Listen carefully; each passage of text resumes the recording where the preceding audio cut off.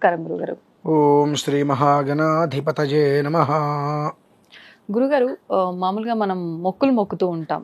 ఎక్కడికన్నా దేవాలయాల దగ్గరికి వెళ్ళినప్పుడు కానివ్వండి, క్షేత్రాలకు వెళ్ళినప్పుడు కానివ్వండి, లేదు ఎక్కడికి వెళ్ళకపోయినా మనం ఇంట్లో ఉండైనా పలానా గనక మేము అనుకున్నది నెరవేరితే పలానా ఇది అని చెప్పి ఏదో ఒక మొక్కు మొక్కడమో, ముడుపు కట్టడమో ఇలాంటివి చాలా చాలా చేస్తూ ఉంటాము. కొన్ని సందర్భాల్లో ఆ మొక్కులు మర్చిపోతుంటాము. కొన్ని సందర్భాల్లో గుర్తున్నప్పటికీ అవి తీర్చుకోలేకపోతుంటాం సరైన సమయానికి. అంటే ఎందుకు ఇలా అవుతుంది? మొక్కు తీర్చుకుందాం అనుకుంటున్నాం కానీ తీర్చుకోలేకపోతున్నాము అని ఆలోచిస్తూ ఉంటారు. అసలు వెళ్ళలేకపోతున్నామే, ఇది ఆలస్యం చేయడం వల్ల ఏదైనా అనర్థాలు జరుగుతున్నాయా అని చెప్పి భయపడే వాళ్ళు ఉంటారు. ఇలాంటి మొక్కులు తీర్చుకోవడానికి సరైన సమయం ఏదైనా ఉందా? ఒకవేళ మర్చిపోయిన వాళ్ళు, అంటే మర్చిపోవడం అంటే మొక్కేదో మొక్కినా మనకు గుర్తుంటది, ఏం మొక్కేమో అనేది మర్చిపోతారు. అటువంటి వారు ఏం చేయాల్సి ఉంటుంది? ధరాయ విద్మహే సర్వశక్త్యై చ ధీమహి తన్నో ధరాః ప్రచోదయాతు. నిరంజనాయ విద్మహే నిరాభాసాయ ధీమహి తన్నః శ్రీనివాసః ప్రచోదయాతు. మొక్కులు నిజమే మీరు అన్నమాట. సంబంధం లేకుండా ఎందుకు మొక్కుకుంటున్నారో కూడా తెలియకుండా, ఈ మొక్కు దీనికోసం మొక్కుకున్నామనేటువంటి గుర్తుకు లేకుండా అనేక మొక్కులు మొక్కేసుకొని అవి తీర్చడానికి సమయం లేక ఎలా తీర్చారో తెలియక ఎంతోమంది ఇబ్బందులు పడుతుంటారు. తద్వారా ఆటంకములు, అప్పులు, అవమానాలు, అగచాట్లు, అన్యాయం, అనివార్యంగా జరిగేటువంటి అనర్థములు, ఇటువంటివన్నీ కూడా అనివార్యంగా జరిగేటువంటి విషయాలు అయితే అనర్థములు. ఇలా ప్రతి ఒక్కటి కూడా 8-9 విధానాలుగా మనిషిని పట్టేసుకుంటుంది. పూర్తిగా ప్రశాంతంగా వదలదు, అలా గట్టిగా పట్టుకొని కూడా కూర్చోదు. ఈ స్థితిలో మనిషి నిజంగా అల్లల్లాడిపోతూ ఉంటాడు ఏం అర్థం కాని పరిస్థితుల్లో.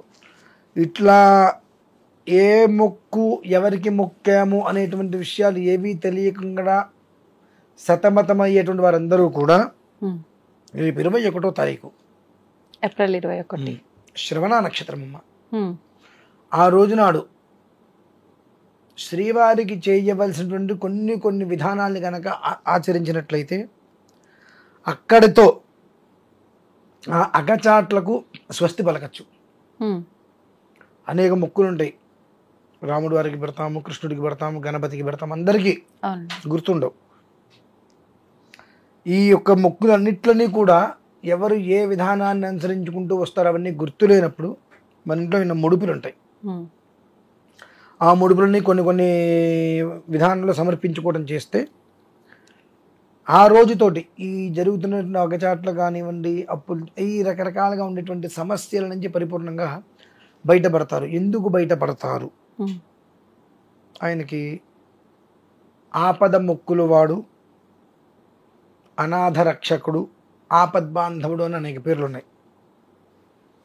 అదేంటంటే మేము కష్టాలు అయితే పడుతున్నాం కానీ అనాథరం కాదు కదా అని మనం అనుకుంటాం. ఇవాళ నీకేదో లాటరీ తగిలి ఓ 10 రూపాయలు వచ్చినాయి, అందరూ మంచి చుట్టూ తిరిగారుగా. రేపొద్దున 10 రూపాయలు కంప్లీట్గా అయిపోయి మనకేదో 1 రూపాయి 2 రూపాయలు కావాల్సి వస్తే ఈ చుట్టూతో తిరిగిన వాళ్ళు కానీ రిలేషన్స్ ఎవరైనా 1 రూపాయి మనకి ఇస్తారా? అప్పుడు మనం అనాథరమా కాదా? అది అనాథలు అని అంటే ఎవ్వరూ లేని వాళ్ళని కదండి. అందరూ ఉండి కూడా ఒంటరి జీవితాన్ని అనుభవిస్తున్నాడు అనాథ. అందరూ ఉండి కూడా ఒంటరి జీవితాన్ని అనుభవిస్తున్నటువంటి వాడే పరిపూర్ణమైన అనాథ. అంతేగాని అనాథాశ్రమంలో పిల్లలు ఉన్నారు కదా అంటే వాళ్ళు నిజమైన అనాథలు కదండి. వాళ్ళకి సర్వకాల సర్వావస్థలు ఎందు భగవంతుడు అనేవాడు అండగా ఉంటాడు. అందుకని ఎవరికి పుట్టినరోజున ఏదైనా వాళ్ళకి అక్కడ ఏదో ఒకటి భగవంతుడు భోజనానికి ఇబ్బంది లేకుండా వాళ్ళని చూస్తూ ఉంటాడు. కాబట్టి వాళ్ళని అనాథలు అంటారు. సాక్షాత్ భగవంతుడి యొక్క సంతానమే వాళ్ళు. కానీ అనాథలు అంటే ఎవరు అంటే 10 మందికి ఉపకారం చేసి తనకు కష్టం వచ్చిన పరిస్థితులలో అయిన వాళ్ళనే కాకుండా తన భార్య కూడా తనని అర్థం చేసుకోకుండా అపార్థం చేసుకొని నీ బ్రతుకు నీది, నా బ్రతుకు నాది, నువ్వు అన్ని రకాలుగా మళ్ళీ స్థిరత్వం అయిన తర్వాత నేను తిరిగి వస్తాను అని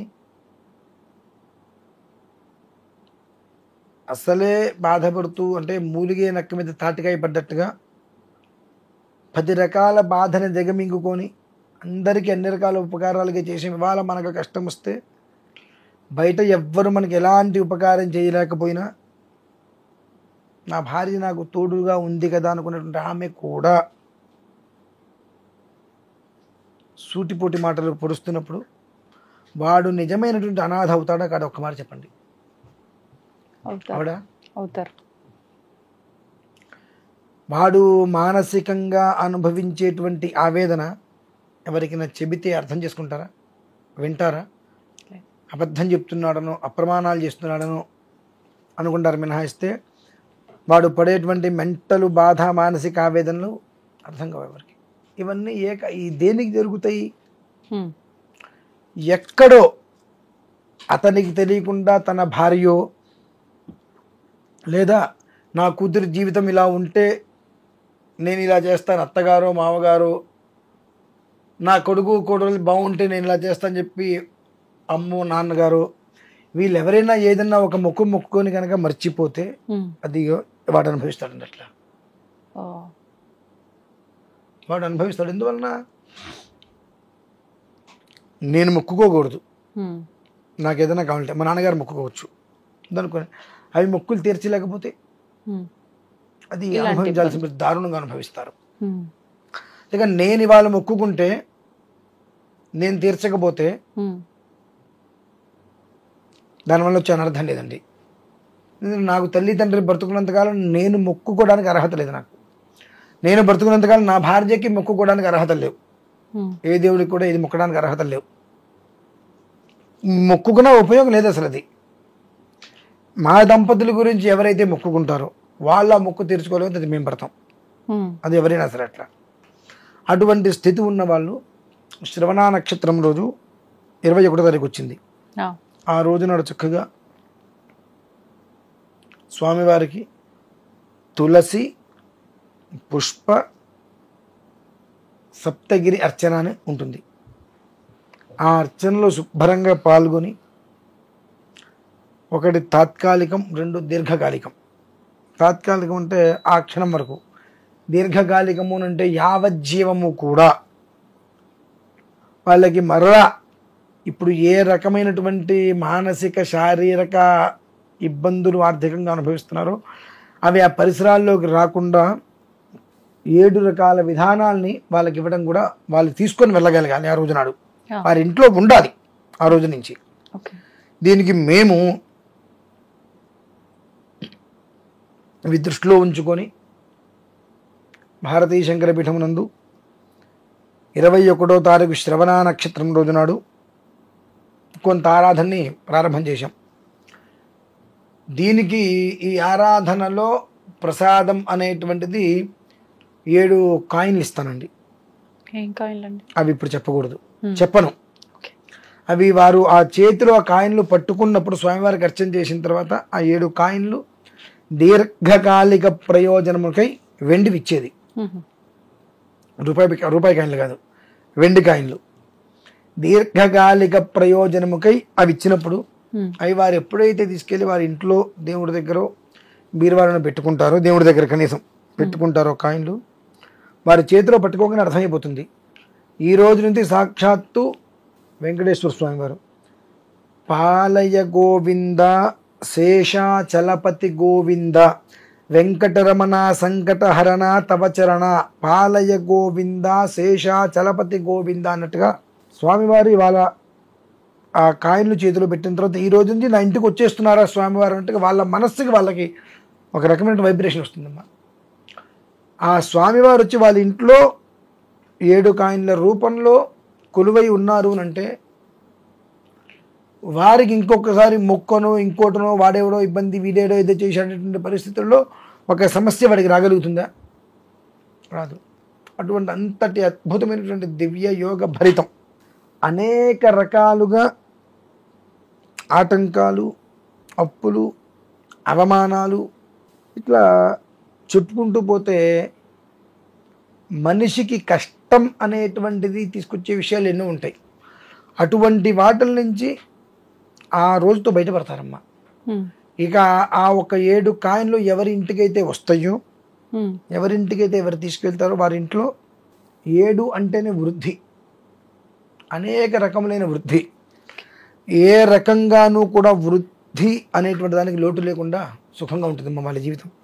కాబట్టి ఇటువంటిది ఏదైనా ఉన్నది అనుకున్న వారు వారి ఇంట్లో అయినా చేసుకోవచ్చు. లేదంటే భారతీయ శంకరపీఠంలో నిర్వహించేటువంటిది వెంకటేశ్వర స్వామి వారికి సంబంధించి ఏదైతే ఆరాధన చేస్తున్నామో అందులో పాల్గొని ప్రత్యక్షంగా స్వామివారికి అర్చన అనంతరం ఆ ఒక్క ఇచ్చేటువంటి 7 కాయిన్లు ఏవైతే ఉంటాయో, నేను ఇచ్చేంత వరకు కూడా దాంట్లో ఉండేటువంటి అద్భుతాన్ని నేను చెప్పను.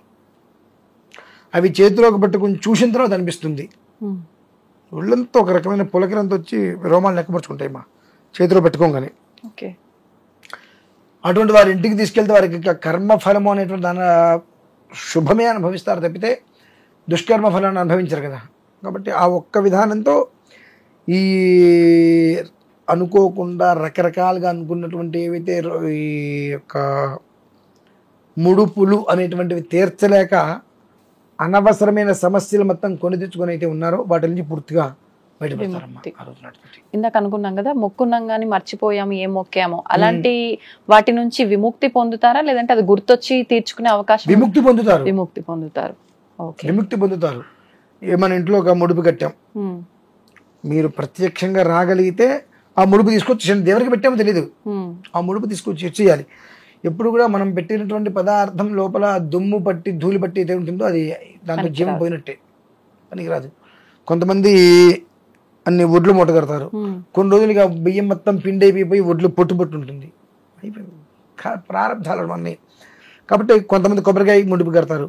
ఆ కొబ్బరికాయ ముడుపు కట్టిన తర్వాత దాన్ని సమర్పించేటువంటి సమయంలో ఆ కొబ్బరికాయ ఏమవుతుంది, లోపల కొబ్బరికి మొత్తం నీళ్ళు మొత్తం ఆరిపోతాయి, కొబ్బరి మొత్తం కురుడి అయిపోతుంది. మరి ఎందుకు ముడుపులు కడతారో తెలియదు. అటువంటివి ఏదైనా ఉంటే ఆ రోజున పీఠాన్ని తీసుకుని వస్తే దాని తగ్గ ప్రాయశ్చిత్త పరిహారాలు అక్కడే మనం వెంటనే నివృత్తి చేయొచ్చమ్మా. ఓకే, అదే పరిస్థితి. ధన్యవాదాలు గురుగారు. పరమేశ్వర.